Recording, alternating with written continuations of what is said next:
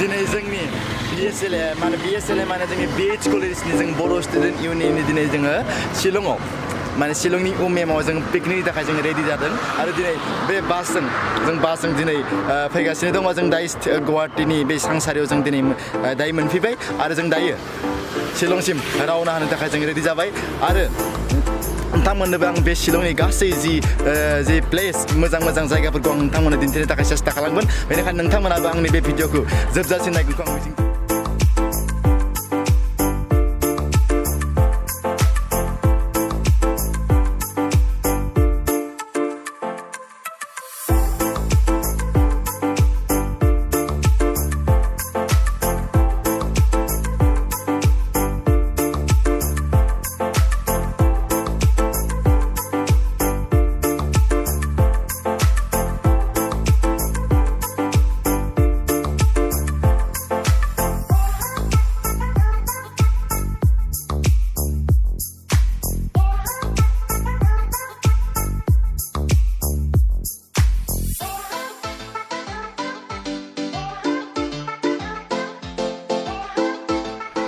जोङो उमियाम मोनफैबाय आरो बेयाव जों एसे टिकेटनि लाहार फाहार खालामदों बेयाव टिकेट दाननांगौ जायो एसे फाइनालि जों पिकनिक स्पटखौ जोङो मोनथारसिगोन दायो जोङो टिकेटखौ दाननायनि उनाव जों दायो पिकनिक स्पटसिम थांनो थाखाय रेडि जानोसै नाथाय जोंहा मोनसे प्रब्लेम जाबाय नङासै एक्चुअली दहाय जि टिकेट काउन्टार दिन्थिदोंमोन एक्चुअली बेवहाय बन्द मानो बन्द जाबाय माने बन्द माने बेखौ एबार 2019 निफ्राय ना निउ इयारनिफ्राय माने पिकनिक स्पटनि थाखाय पिकनिक स्पट खालामदियासै आरो ना अनलि गार्डेन आरो ना बेयाव पार्क अनलि बेरायनायनि थाखाय आरो ना अनलि बेरायनायनि थाखायल' बेयाव माने प्लेसखौ खालामनाय जादों बेखायनो जों दा मेइन माबायाव उमियाम लेकआव थांफिननांसिगोन आरो दा पार्कआव दंमोन लोगोफोर नोंथांमोनाबो नायबाय था जों जेराव थाङो जेराव नुयो जि प्लेसखौ नायो नोंथांमोनाबो जोंजों लोगोसे नायफाबाय था फाइनालि जों मेइन डेस्टिनेसनाव जों मोनफैबाय जेराव जों पिकनिक जागोन जोङो बेयाव मोनफैबाय जोंनि मेइन जि डेस्टिनेसना बेयाव नङामोन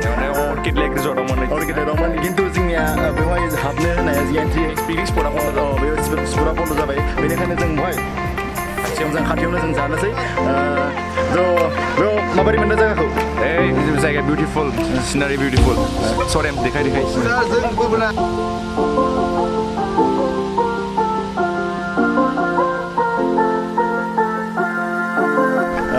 बे जाबाय जोंनि सिस्टारमोन दा बेयाव फैनानै माबायदि मोनदों जायगाखौ प्लेसखौ जायगाया बुहुद मोजां ओमफ्रायथ' जोंहाबो जायगा बेयाव नङामोन खिन्थु गोसोफोरखौ माबायदि मोनदों दा मेइन जायगायाव थांनो मोनदों itu main जायगायाव थांनानै बुहुद दुखु मोनदों बे जाबाय जोंनि सेक्रेटारि दा प्लेसखौ माबायदि मोनदों मोजां मोनदों नाथाय जों जेराव थांनो नागिरदों मोनदिया नालाय दुखु मोनदों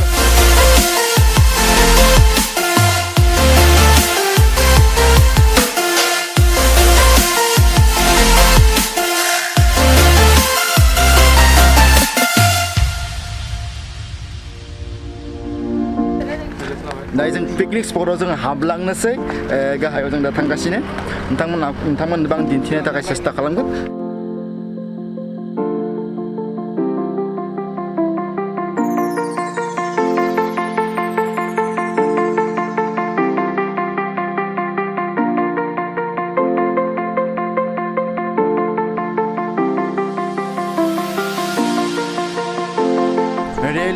रियेलि ओरैबायदि मोजां जायगा माने जोंनि नर्थ इस्टआवबोदि ओरैबायदि मोजां जायगा दं माने जों गुबुन हादराव जेरैबायदि लन्डन आमेरिकाफ्राव थांनानै बा बेफोरनि जायगाफोरखौ जों नायनो गोनांथियानो गैया बे जाबाय कमल बस बिथाङा माने फुरा खामानि मावगासिनो खामानियाव बेस्थ' खिन्थु जों मा खालामदो जों दा पिकनिकनि बे माबानो बार नाङोना ओंखाम संनायाव बेनो आरकाबुर खादों आरोखि ना सान्दुं गोसा दै गला नुदों खोमादां आंखौ दा आरो बिखि दोङो जोंनि आदा बेयाव फैनानै माबोरै मोनदों मोजाङानो मोनदों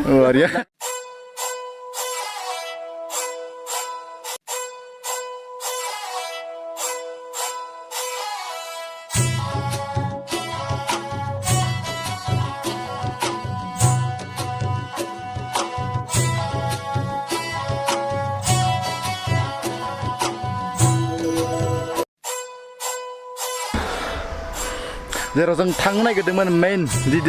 डेस्टिनेसन मामोन Orchid Lake. अर्किड लेकआव जों थांनो नागिरदों दा माने गोबाङानो बाव खामानि मावगासिनो गाहायाव खिन्थु जों एसे साइड लानि जों एसे दा जों टेक्सियाव गाखोबाय फुरा रेडि थांनो थाखाय You ready? Yeah. टिकेट लादों सासे 10 थाखा सानैजों 20 थाखा थांबाय फाइनाली जों मोनफैबाय अर्किड लेक रिजर्ट बे मोनबाय गेटआ सिगाङाव दङ जों दायो बेयाव हाबलांनोसै आरो बेनिफ्राय बेयाव मा दङ स्कुटिं बोटिं आरो मा दंबावो वाटार बोटिं jet ski बिदिनो गुबुन जोङो जेसेबां हायो नोंथांमोननोबो खिन्थिनो नाजागोन आरो जोंबो माने सेस्था खालामगोन फैसा गारनानैबाबो नङा होमबा नोंथांमोनखौ एन्जय खालामनो आरो नोंथांमोनाथ' फ्रियैनो नायगासिनो दा जों आरो गारि भारानियावबो बेसेबां 800 होनानै फैबावदो आरो नोंथांमोना दायो नेट पेक enjoy बे जाबाय अर्किड लेकआ दहाय जों फैनायनि माने जों जेराव पिकनिक जादोंमोन बेनि माने बेसेबां किल'मिटार जानाय नङा माने 500 मिटार जागोन बेयाव जोङो फैबाय दायो आरो बेयाव दोङो मोनसे मा बियो बेयाव रिजर्ट होयो माने कटेज माने सोरबाफोर गोजाननि फैयोब्ला बेफोराव माने थानो हायो आरो जों बेयाव टिकेट लानांसिगोन टिकेट नङाबा बेयाव एन्ट्रि खालामनो मोना जोंहा बिथाङा टिकेट लागासिनो बेसेबां लाखो टिकेटआ 150 per head.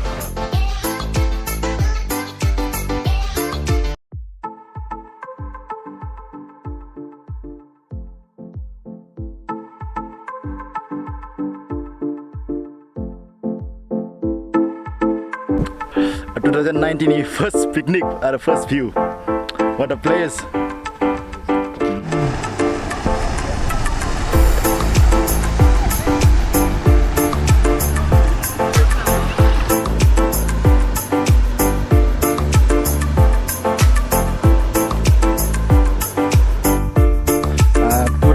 बेरायगासिनो दङ जों दायो आरो मोनसे दङ बेयाव बे जाबाय भिउ पइन्ट बेयाव थानानै बे लेकखौ मोजाङैनो नुहुरो जोंबो गाखोनानै जों नायनि आरो नोंथांमोनखौबो जों दिन्थिनो सेस्था खालामनि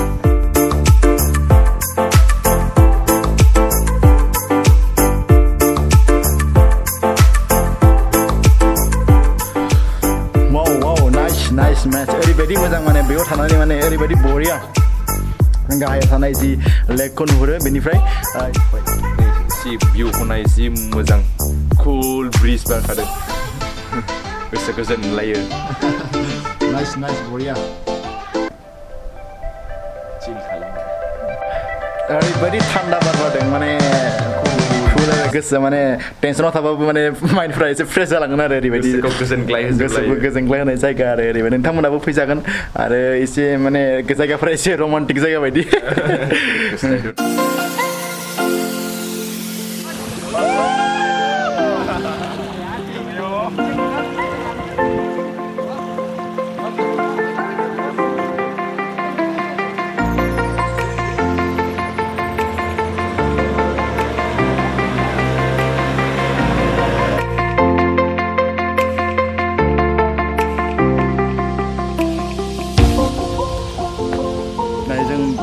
लेकनिफ्राय जों दा पिकनिक स्पटसिम जों थांनोसै जेराव बिथांमोना खानानि थाखाय एसे रेडि खालामना दोनगासिनो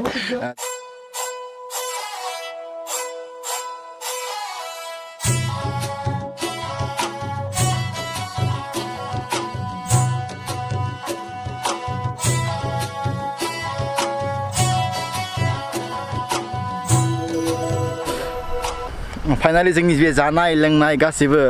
जोबस्रांजोब्बाय बर्तमान दा जोङो थांनो थाखाय रेडि जाबाय बेयाव जोंनि ब्रादार दङ बायसुं ब्रादार बेयाव फैनानै माबायदि मोनदों बहुत मोजां मोनदों बेयाव बहुत एक्साइटेड जादों माने जायगाखौ लानानै माने बेयाव माने गोजाननि मानसिफोर फैयो बेयाव आरो जों बहुत मोजां आरो माने इन्जय खालायबाय दा जोंनि थांनायनि सम जाबाय बेनो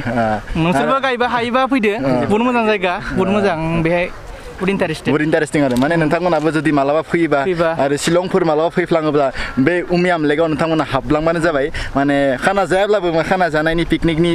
जेबो माबा प्लेन गैयाब्लाबो